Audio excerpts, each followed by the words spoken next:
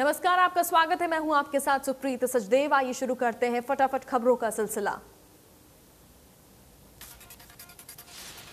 राज्यपाल के अभिभाषण से हरियाणा विधानसभा के बजट सत्र का आगाज हुआ। विधानसभा के बजट सत्र में कुल 10 बैठकें हुईंगी।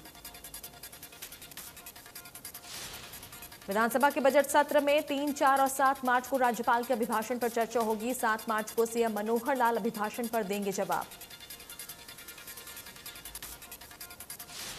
8 मार्च को सीएम मनोहर लाल प्रदेश का बजट पेश करेंगे। लोकसभा की तर्ज पर विधानसभा में 9 मार्च से 11 मार्च तक बजट सत्र में अवकाश रहेगा। बजट पर अध्ययन के लिए विधायकों की कमेटियां बनेंगी। कमेटियां बजट पर अध्ययन कर अपने सुझाव देंगी। 14 से 16 मार्च तक प्रदेश के बजट पर चर्चा होगी। बजट सत्र में महामहिम राज्यपाल ने अपने अभिभाषण में कहा कि हमारी सरकार आजादी के पहले स्वतंत्रता संग्राम के अमर शहीदों की याद में अंबाला में आजादी की पहली लड़ाई का शहीद स्मारक का निर्माण कर रही है। राज्यपाल ने कहा कि केंद्र सरकार ने गुरु तेग बहादुर जी का 400वां प्रकाश पर्व और गुरु गोविंद सिंह जी के जन्म 26 दिसंबर को वीर बाल दिवस के रूप में मनाने का फैसला किया है। राज्यपाल ने कहा कि हमारे कोरोना योद्धाओं और स्वास्थ्य तंत्र की मदद से हम कोरोना जैसी बीमारी पर नियंत्रण पाने में सफल रहे हैं। राज्यपाल ने कहा कि हमारी सरकार ने सुशासन से सेवा के भाव को अपनाते हुए सबका साथ, सबका विकास, सबका विश्वास, सबका प्रयास और हरियाणा एक और हरियाणवी एक के मूल मंत्र पर काम किया। राज्यपाल ने कहा कि सरकार ने क्षेत्रवाद और भाई भतीजावाद से ऊपर उठकर हर वर्ग का समुचित विकास किया। राज्यपाल ने कहा कि नीति आयोग के एसडीजी इंडिया इंडेक्स 2020 और 21 में हरियाणा देश के अग्रणीय राज्यों में शामिल है। राज्यपाल ने कहा कि हरियाणा को लाल डोरा मुक्त करने की योजना को केंद्र सरकार ने स्वामित्व योजना के रूप में लागू किया। राज्यपाल ने कहा कि ई गवर्नेंस का ये अभियान अब परिवार पहचान पत्र तक पहुंचा है। केवल पीपीपी के जरिए लोगों को सरकारी सेवाओं और योजनाओं का लाभ घर बैठे मिलेगा। विधानसभा के बजट सत्र में सीएम मनोहर लाल ने शोक प्रस्ताव पढ़ा। शोक प्रस्ताव में सीएम ने लता मंगेशकर और शहीदों को श्रद्धांजलि दी। वहीं सीएम के बाद सदन में नेता प्रतिपक्ष भूपेंद्र हुड्डा ने भी शोक प्रस्ताव पढ़कर लता मंगेशकर और शहीदों को श्रद्धांजलि दी।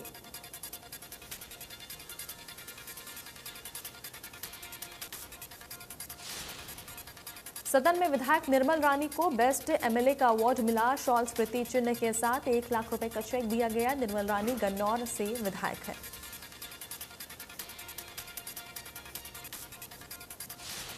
वहीं नीरज शर्मा को भी बेस्ट एमएलए का अवार्ड दिया गया। शॉल स्मृति चिन्ह के साथ 1 लाख रुपए का चेक दिया गया। नीरज शर्मा फरीदाबाद से विधायक है। पहले दिन की कार्रवाई की विधानसभा स्पीकर ज्ञानचंद गुप्ता ने कहा कि राज्यपाल महोदय ने आज अपना अभिभाषण पढ़ा। 3, 4 और 7 तारीख को अभिभाषण पर चर्चा होगी। स्पीकर ज्ञानचंद गुप्ता ने कहा कि कल करीब 1.5-2 घंटे प्राइवेट मेंबर बिल पर चर्चा होगी। उन्होंने कहा कि शून्यकाल की व्यवस्था हमने परमानेंट शुरू की है। स्पीकर ज्ञानचंद गुप्ता ने कहा कि बजट सत्र में आवारा और लावारिस पशुओं के मुद्दे पर भी चर्चा होगी।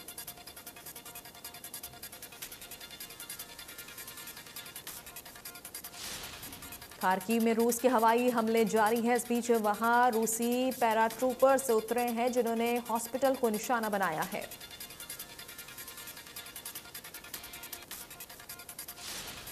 यूक्रेन में रूसी हमले 7वें दिन भी जारी है। रूसी सेना ने खैरसान पर कब्जा कर लिया है। दूसरी तरफ कीव खार्किव में बमबारी भी तेज हो गई है।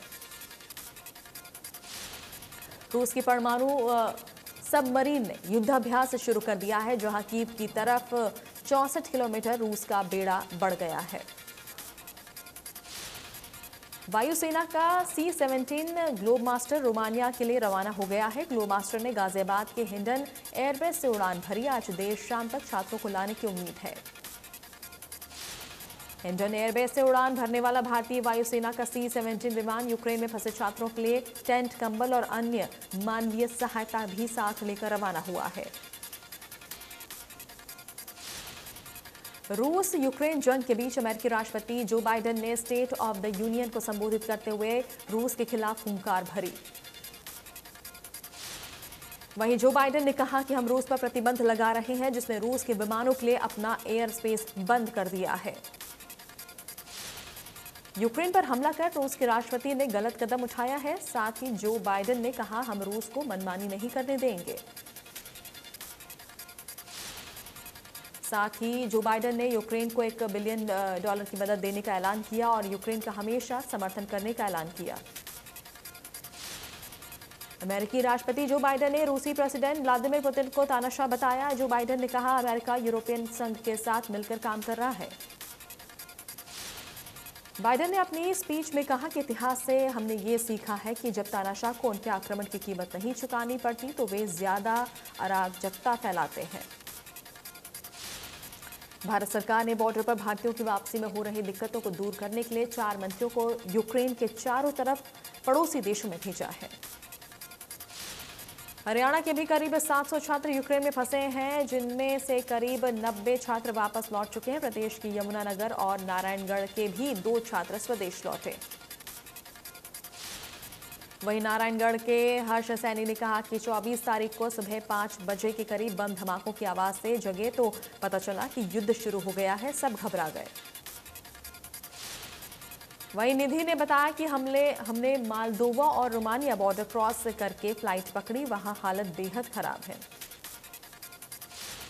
हजारों भारतीय छात्र भी अभी तक यूक्रेन में फंसे हुए हैं, जिन्हें निकालने के लिए भारत सरकार लगातार काम कर रही है। भारत सरकार ने बॉर्डर पर भारतीयों की वापसी में हो रही दिक्कतों को दूर करने के लिए 4 मंत्रियों को यूक्रेन के चारों तरफ पड़ोसी देशों में भेजा है। यूक्रेन में फंसी पलवल की छात्रा के वॉइस मैसेजेस से परिजनों के आंसू छलक पड़े। छात्रा ने अपने परिजनों को फोन करके आप बीती बताई।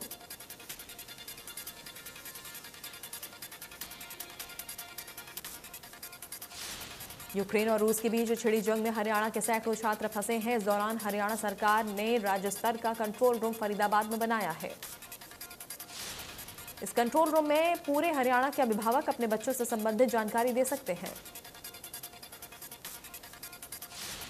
यूक्रेन और रूस के बीच चल रहे युद्ध में एलन मस्क ने यूक्रेन की मदद के लिए स्टारलिंक टर्मिनल्स भेजे हैं, जिससे यूक्रेन में सैटेलाइट ब्रॉडबैंड सर्विस मिलेगी। एलन मस्क के इस कदम की खूब वाहवाही हो रही है। दरअसल यूक्रेन के उप प्रधानमंत्री ने ट्विटर के जरिए एलन मस्क से मदद मांगी थी, जिसे बाद में उन्होंने अपने टर्मिनल भेजे हैं। यूक्रेन और रूस में चल रहे युद्ध के दौरान भारी संख्या में भारत के विद्यार्थियों और अन्य लोग फंसे हुए हैं। हालांकि भारत सरकार ने उन्हें सकुशल भारत लाने की प्रक्रिया शुरू कर दी है। कई जहाज छात्रों को लेकर लौट रहे हैं, लेकिन अभी भी भारी संख्या में ऐसे विद्यार्थी वहां फंसे हुए हैं जो भारत लौटना चाहते हैं, लेकिन उनके लिए अभी व्यवस्था नहीं हो पाई। रूस और यूक्रेन में चल रहे युद्ध के बीच एक बच्ची के 4 दिन से भूखे रहने के वॉइस मैसेजेस के बाद जिला प्रशासन की टीम छात्रों के परिजन को दिलासा देने उनके घर पहुंचे। करनाल लोकसभा सांसद संजय भाटिया ने प्रदेश के तमाम परिजनों को भरोसा दिलाया कि यूक्रेन में फंसे एक-एक भारतीय को सुरक्षित वतन लाया जाएगा। यूक्रेन में फंसे भारतीयों और हरियाणा वासियों को लेकर चिंता व्यक्त करते हुए कैबिनेट मंत्री कंवरपाल गुर्जर ने कहा कि हालात पर नजर रखी जा रही है। कंवरपाल गुर्जर ने कहा कि मुख्यमंत्री ने केंद्र सरकार से बात की है और सभी प्रदेशवासियों की सकुशल वापसी के इंतजाम किए जा रहे हैं। प्रदेश के लगभग 4000 आंगनवाड़ियों को प्ले स्कूल में बदला जाना है। केंद्र सरकार की नई शिक्षा नीति के तहत इन प्ले स्कूलों में 3 साल तक के बच्चों को रखा जाएगा। शिक्षा मंत्री कंवरपाल गुर्जर ने बताया कि सरकार अपने पूरे कार्यकाल में 4000 आंगनवाड़ी को प्ले स्कूल में बदलेगी। फिलहाल 1100 से ज्यादा प्ले स्कूल बना दिए गए हैं।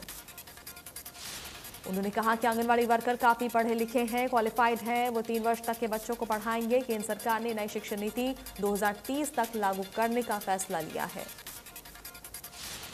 हरियाणा सरकार इसे 2025 तक पूरी तरह लागू करेगी। इस दिशा में आंगनवाड़ी को प्ले स्कूलों में बदला गया है। कांग्रेस प्रदेश अध्यक्ष कुमारी सैलजा के बयान पर पलटवार करते हुए शिक्षा मंत्री कंवरपाल गुर्जर ने कहा कि हरियाणा सरकार कौशल विकास के तहत भर्ती कर रही है। कांग्रेस ने अपने कार्यकाल में बिना किसी नियमों को लागू किए भर्ती की थी, जिसके चलते टीचर्स के भविष्य को अधर में छोड़ दिया गया। बीजेपी सरकार आने के बाद इन टीचर्स का भविष्य सुरक्षित किया गया और उन्हें हटाया नहीं गया। सीएम मनोहर लाल ने कहा कि करनाल को मेट्रो की सौगात मिलेगी। 6 प्रोजेक्ट्स में से 3 पर काम चल रहा है। एनसीआर क्षेत्र के मुद्दे पर सीएम ने कहा कि एनसीआर में शामिल होने के बाद करनाल को कोई विशेष लाभ नहीं मिला, उल्टा यहां के उद्योग ईंट भट्टे में इंफ्रास्ट्रक्चर के नियम के कारण प्रभावित हुए हैं। आंगनवाड़ी वर्कर्स पर सीएम मनोहर लाल ने कहा कि उनकी यूनियन से सरकार की वार्ता हुई, जिसमें आंगनवाड़ी वर्कर्स की मांगों पर सहमति बनी। अब आंगनवाड़ी वर्कर्स प्रदर्शन खत्म कर घर लौट गए। प्रदेश में डोमिसाइल की अवधि को 15 साल से घटाकर 5 साल कर दिया गया। इसी के लेकर सीएम मनोहर लाल ने कहा कि प्रदेश में ऐसे कई लोग हैं जो वर्षों से बाहर रह रहे हैं, उनको इससे फायदा होगा। केंद्रीय राज्य मंत्री राव इंद्र सिंह ने कनीना और आसपास के क्षेत्र को दौरा किया और ओलावृष्टि से खराब फसल के लिए अधिकारियों को गिरदावरी के आदेश दिए। हरियाणा के स्कूलों में पढ़ाई का समय बदल गया है। 1 मार्च से राज्य के सभी सरकारी स्कूलों में सुबह 8 से दोपहर 2:30 बजे तक संचालित किए गए। इस संबंध में स्कूल शिक्षा निदेशालय ने आदेश जारी किया है। शिक्षा निदेशालय की तरफ से जारी आदेश के अनुसार हरियाणा सरकार ने 1 मार्च 2022 से स्कूलों के समय में बदलाव किया है। अंबाला के गांव नन्योला में मुख्यमंत्री अंत्योदय परिवार उत्थान योजना मेले का आयोजन किया गया, जिसमें भाजपा विधायक असीम गोयल बतौर मुख्य अतिथि शिरकत की। मुख्यमंत्री अंत्योदय परिवार उत्थान मेले में बल्लभगढ़ खंड के लाभार्थियों को सम्मानित किया गया। इस कार्यक्रम का आयोजन बल्लभगढ़ के खंड विकास एवं पंचायत अधिकारी तरफ से किया गया।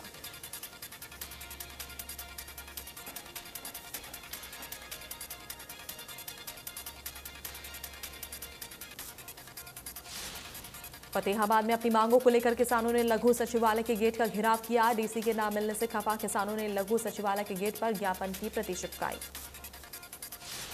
किसानों का कहना है कि डीसी को सूचना देने के बाद भी वो किसानों से नहीं मिले। साथ ही किसानों ने कहा कि 14 मार्च को दोबारा से लघु सचिवालय पर प्रदर्शन करेंगे। रतिया में नगरपालिका के 3.5 एकड़ जमीन पर बनने वाली ऑक्सीजन पार्क की जगह अवैध रूप से सरसों की बिजाई की गई।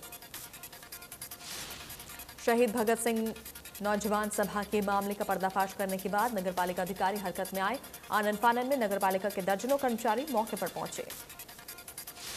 कच्ची सरसों ट्रैक्टर ट्रॉली में भरकर कम्युनिटी सेंटर में पहुंचाई। वहीं शहीद भगत सिंह नौजवान सभा के सदस्यों ने नगरपालिका अधिकारियों पर मिलीभगत के आरोप लगाए। मामले को लेकर नगरपालिका सचिव ने कहा कि उन्हें मालूम नहीं था कि इस अज्ञात व्यक्ति ने नगरपालिका की जमीन पर बिजाई की। मामला संज्ञान में आते ही सरसों की फसल जब्त की गई। सोनीपत में नगर निगम कार्यालय में अग्निशमन, नगरपालिका और सर्व कर्मचारी संघ ने रोष प्रदर्शन किया। प्रदर्शनकारियों की मांग है कर्मचारियों और ठेकेदारी प्रथा को खत्म किया जाए, समान काम समान वेतन दिया जाए। पिछले काफी समय से मानदेय बढ़ाने की मांग को लेकर सरकार के प्रति आक्रोश जता रहे ग्रामीण चौकीदारों ने जिला मुख्यालय पर धरना दिया और अपनी मांगों का ज्ञापन सौंपा। ग्रामीण चौकीदारों के इस धरने का समर्थन सर्व कर्मचारी संघ ने भी किया। ग्रामीण चौकीदारों की मांग थी कि उनका वेतन बढ़ाया जाए और समान काम समान वेतन लागू किया जाए। पलवल में पंप पर सीएनजी के पैसे मांगने पर ऑटो सवार बदमाशों द्वारा कर्मचारियों के साथ मारपीट और नकदी के साथ फोन लूटने के मामले में पुलिस ने 2 आरोपियों को गिरफ्तार किया। पुलिस का कहना है कि अन्य आरोपी अभी पुलिस की गिरफ्त से बाहर है, जिन्हें भी जल्द ही गिरफ्तार कर लिया जाएगा। पानीपत के बाबरपुर गांव के मोड़ पर एक दर्दनाक हादसा हो गया। बाइक पर जा रहे 2 युवकों को हरियाणा रोडवेज की बस ने पीछे से टक्कर मार दी। वहीं हादसे में एक युवक की मौत हो गई, दूसरा युवक बाल बाल बच गया। बस चालक मौके से फरार हो गया। पुलिस ने शव को कब्जे में लेकर पोस्टमार्टम के लिए भेजा। पलवल में रसूलपुर फाटक के समीप ट्रेन से कटकर एक 44 वर्षीय व्यक्ति ने आत्महत्या कर ली। आत्महत्या के कारणों का पता नहीं चला है। जीआरपी थाना पुलिस ने मामले में 174 की कार्रवाई अमल में लाई है और मामले की जांच में जुटी है। भारतीय स्टेट बैंक शाखा के मैनेजर मनोज कुमार के साथ उपभोक्ता द्वारा मारपीट का मामला सामने आया है। पुलिस ने मारपीट करने वाले उपभोक्ता को गिरफ्तार कर कोर्ट में पेश किया, जहां से उसे न्यायिक हिरासत में भेज दिया है।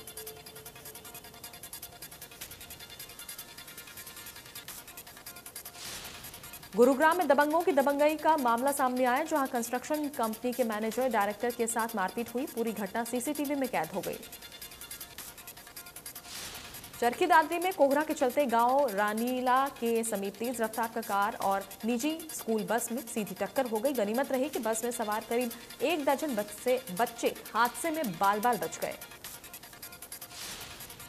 कार और बस क्षतिग्रस्त हो गई। वह सूचना मिलते ही पुलिस घटनास्थल पर पहुंची, मामला दर्ज कर जांच शुरू की। तो शाम भिवानी मार्ग पर बीरन गांव में 24 साल शख्स का शव मिला। सूचना मिलते ही पुलिस मौके पर पहुंची, शव को कब्जे में लिया। पुलिस ने मामला दर्ज कर जांच शुरू कर दी है। रादौर में एसके मंडी चौक के पास एक किराने की दुकान में लाखों के सामान और हजारों की नकदी पर हाथ साफ हुआ। चोरी की पूरी वारदात सीसीटीवी में कैद हो गई। देश में कोरोना की रफ्तार थम गई है। 24 घंटे में 7,554 नए मामले सामने आए। 223 मरीजों की मौत हो गई। एक्टिव केस 85,000 के पार है। दिल्ली में कोरोना वायरस संक्रमण के 344 नए मामले सामने आए। 4 लोगों की कोरोना से मौत हुई।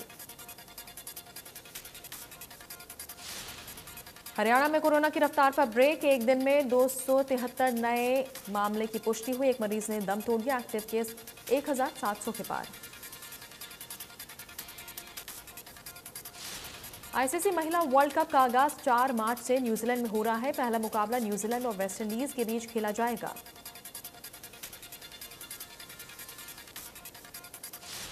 आईपीएल 2022 के बाद टीम इंडिया जून के आखिरी हफ्ते में आयरलैंड का दौरा करेगी और दोनों टी20 मैच 26 और 28 जून को आयरलैंड में खेले जाएंगे। भारत और श्रीलंका के बीच 4 मार्च से मोहाली में होने वाले टेस्ट मैच को लेकर बड़ा फैसला लिया गया। पंजाब क्रिकेट एसोसिएशन ने टेस्ट में 50% दर्शकों की इजाजत दे दी है। श्रीलंकाई टीम ने क्रिकेट इतिहास में अब तक भारतीय जमीन पर कोई भी टेस्ट नहीं जीता। टीम ने सबसे पहला भारत दौरा 1982 में किया था। भारतीय विकेटकीपर बल्लेबाज दिनेश कार्तिक ने कहा कि हम सभी चाहते हैं कि देश के लिए खेले। यही इच्छा हर किसी की होती है। किसी भी क्रिकेटर के लिए रिजेक्शन स्वीकार करना आसान नहीं होता। बॉलीवुड एक्टर टाइगर श्रॉफ आज अपना 32वां जन्मदिन मना रहे हैं। उनका जन्म 2 मार्च 1990 को मुंबई शहर में हुआ था। एक्टर हीरोपंती, बागी और वॉर जैसी फिल्मों में नजर आ चुके हैं। बॉम्बे हाईकोर्ट ने बॉलीवुड एक्टर और डायरेक्टर महेश मांजरेकर की गिरफ्तारी पर रोक लगा दी है। महेश मांजरेकर पर मराठी फिल्म नए वारन भात कोचा में बच्चों के साथ कुछ अश्लील सीन शूट करने के आरोप हैं। इंडियाज गॉट टैलेंट शो में आए एक मैजिशियन के ट्रिक्स को देख जजेस के पसीने छूट गए। कैसे? मैजिशियन ने एक लड़की को 2 भागों में बांट दिया। इंटरनेट सेंसेशन भुवन बादयकर का सोमवार देर रात एक्सीडेंट हो गया। घटना पश्चिम बंगाल के बीरभूम में हुआ, जिसके बाद उन्हें तुरंत हॉस्पिटल ले जाया गया।